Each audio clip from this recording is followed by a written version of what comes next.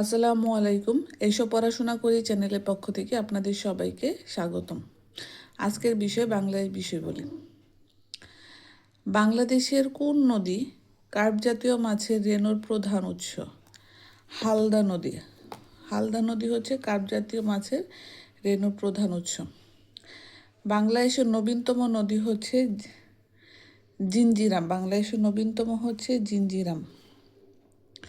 বাংলাদেশের বৃহত্তম বদ্বীপ হচ্ছে ভোলা। বাংলাদেশের বৃহত্তম বদ্বীপ হচ্ছে ভোলা। মহেশতনগর কোন নদীর তীরে অবস্থিত? মহেশতনগর করতোয়া নদীর তীরে অবস্থিত। বাংলাদেশের একমাত্র প্রবাল দ্বীপ সেন্ট মার্টিন। গোল্ডেন আইল্যান্ড কোথায় অবস্থিত? হাতিয়ায়। সেন্ট মার্টিন দ্বীপের আয়তন কত বর্গ কিলোমিটার? সেন্ট মার্টিন দ্বীপের আয়তন 8 বর্গ কিলোমিটার। সেন্ট মার্টিন দ্বীপের পুরাতন নাম হচ্ছে নারিকেল জিঞ্জিরা। বাংলাদেশের বৃহত্তম দ্বীপ কোনটি? বাংলাদেশের বৃহত্তম দ্বীপ হচ্ছে ভোলা। ধলেশ্বরী নদীর শাখা নদী কোনটি? ধলেশ্বরী নদীর শাখা নদী হচ্ছে বুড়িগঙ্গা। মাতামুহুরী নদীর উৎপত্তিস্থল মাইবার পর্বত। মাতামুহুরী নদীর উৎপত্তিস্থল মাইবার পর্বত। বাংলাদেশ ও ভারতকে বিভক্তকারী নদীর নাম? বাংলাদেশ ও ভারতকে বিভক্তকারী নদীর নাম হচ্ছে হারিয়া ভাঙা। বাংলাদেশ ভারতে বিভক্তকারী নদীর নাম হারিয়া ভাঙা। বাংলাদেশের বৃহত্তম হাওর কোনটি? বাংলাদেশের বৃহত্তম হাওর হচ্ছে হাকালুকি হাওর। ভৌগোলিক নির্দেশক জিআই পণ্য হিসেবে কবে বাংলাদেশের ইলিশ সনদপ্রাপ্ত হয়? ভৌগোলিক নির্দেশক জিআই পণ্যের হিসেবে বাংলাদেশে ইলিশ সনদপ্রাপ্ত হয় হচ্ছে 17 আগস্ট 2017। 17 আগস্ট 2017। নিচের কোনটি সুনীল অর্থনীতির সাথে সম্পর্কিত? সুনীল অর্থনীতির সাথে সম্পর্কিত হচ্ছে সমুদ্র সম্পদ। 2022 সালে জাতীয় কবি কাজী নজরুল ইসলামের কততম জন্মদিন পালন করা হয়? 123তম জন্মদিন পালন করা হয়। নিচের কোন জেলাতে প্লাইস্টোসিন চত্বরভূমি রয়েছে? গাজীপুর। ভূতাত্ত্বিকভাবে বাংলাদেশের সবচেয়ে পুরাতন ভূমিরূপ গঠিত হয় টারশিয়ারি যুগে। সবচেয়ে পুরাতন ভূমিযুগ হচ্ছে টারশিয়ারি যুগের। অবস্থান অনুসারে বাংলাদেশের টারশিয়ারি পাহাড়কে কয় ভাগে ভাগ করা হয়েছে? বাংলাদেশের টারশিয়ারি পাহাড়কে 4 ভাগে ভাগ করা হয়েছে। বাংলাদেশে পাহাড় শ্রেণী ভূমিরূপ হচ্ছে টারশিয়ারি যুগের। বাংলাদেশে কোন ভূপ্রকৃতিক অঞ্চল সবচাইতে প্রাচীন? টারশিয়ারি পাহাড়। পার্বত্য চট্টগ্রামের পাহাড় শ্রেণীর উৎপত্তি হচ্ছে টারশিয়ারি যুগের।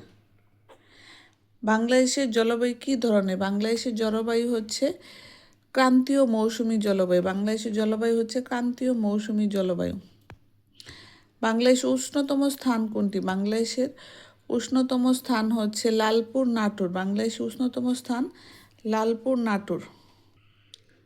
বাংলাদেশে কালবৈশাখী ঝড় কখন হয়? কালবৈশাখী ঝড় পাক মৌসুমী বায়ু ঋতুতে। কালবৈশাখী ঝড় হয় পাক মৌসুমী বায়ু ঋতুতে। বাংলাদেশে বার্ষিক গড় তাপমাত্রা কত? বাংলাদেশে বার্ষিক গড় তাপমাত্রা 26.01 ডিগ্রি সেলসিয়াস। গ্রীষ্মকালে বাংলাদেশের গড় তাপমাত্রা কত ডিগ্রি? গ্রীষ্মকালে বাংলাদেশের গড় তাপমাত্রা হচ্ছে 28। গ্রীষ্মকালে বাংলাদেশের গড় তাপমাত্রা 28 ডিগ্রি। বাংলাদেশের গড় বৃষ্টিপাতের পরিমাণ কত? বাংলাদেশের গড় বৃষ্টিপাতের পরিমাণ 2030 মিমি। বাংলাদেশের শীতলতম মাস কোনটি? বাংলাদেশের সবচেয়ে শীতলতম মাস হচ্ছে জানুয়ারি। বাংলাদেশের কোন অঞ্চলে সর্বোচ্চ বৃষ্টিপাত হয়? বাংলাদেশের কোন অঞ্চলে সর্বোচ্চ বৃষ্টিপাত হয়? উত্তর পূর্ব অঞ্চলে সর্বোচ্চ বৃষ্টিপাত হয়। গ্রীষ্মকালে বাংলাদেশের গড় তাপমাত্রা কত ডিগ্রি? গ্রীষ্মকালে বাংলাদেশের গড় তাপমাত্রা 27.8। বাংলাদেশ কোন ঋতুকে স্বতন্ত্র ঋতু বলা হয়? বর্ষা। নিশাত মজুমদার কত তারিখে এভারেস্টের চূড়ায় আরোহণ করে? নিশাত মজুমদার 19 মে 2012। 19 মে 2012। বাংলাদেশের প্রথম এভারেস্ট বিজয়ী মুসা ইব্রাহিম কোন সালে মাউন্ট এভারেস্ট শৃঙ্গ আরোহণ করে? 2010 সালে। 2010 সালে। বাংলাদেশের সর্বোচ্চ পর্বতশৃঙ্গের নাম কি? বিজয়। প্রথম এভারেস্ট বিজয়ী বাংলাদেশের নারী কে? নিশাত মজুমদার। নীলগিরি পাহাড় কোথায় অবস্থিত? বান্দরবন।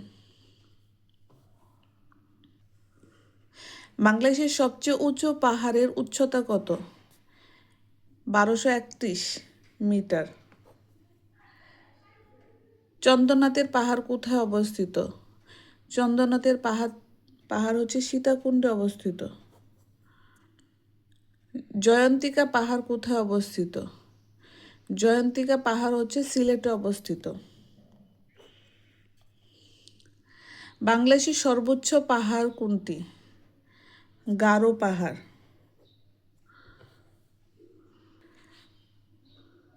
কাপ্তাই থেকে পার্বত্য চট্টগ্রামের উপত্যকা এলাকা বেঙ্গি ভ্যালি।